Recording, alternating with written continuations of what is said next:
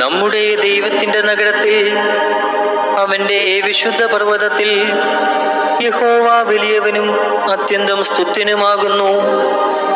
മഹാരാജാവിൻ്റെ നഗരമായി ഉത്തമഗിരിയായ സിയോൻ പർവ്വതം ഉയരം കൊണ്ട് മനോഹരവും സർവഭൂമിയുടെയും ആനന്ദവുമാകുന്നു. അതിൻ്റെ അരമനകളിൽ ദൈവം ഒരു ദുർഗമായി വെളിപ്പെട്ടു വന്നിരിക്കുന്നു.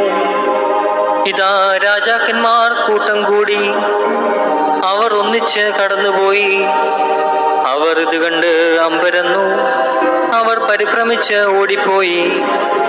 അവർക്ക് അവിടെ വിറയൽ പിടിച്ചു, നോവ് കിട്ടിയവൾക്കെന്ന പോലെ വേദന പിടിച്ചു. നീ കിഴക്കൻ കാറ്റുകൊണ്ട് തശീഷ് കപ്പലുകളെ ഉടച്ചു കളയുന്നു. നാം കേട്ടതുപോലെ തന്നെ സൈന്യങ്ങളുടെ യഹോവയുടെ നഗരത്തിൽ, നമ്മുടെ ദൈവത്തിൻ്റെ നഗരത്തിൽ കണ്ടിരിക്കുന്നു. ദൈവം അതിനെ സദാകാലത്തേക്കും സ്ഥിരമാക്കുന്നു. ദൈവമേ, നിന്റെ മന്ദിരത്തിൻ്റെ മധ്യേ ഞങ്ങൾ നിന്റെ ദയയെക്കുറിച്ച് ചിന്തിക്കുന്നു.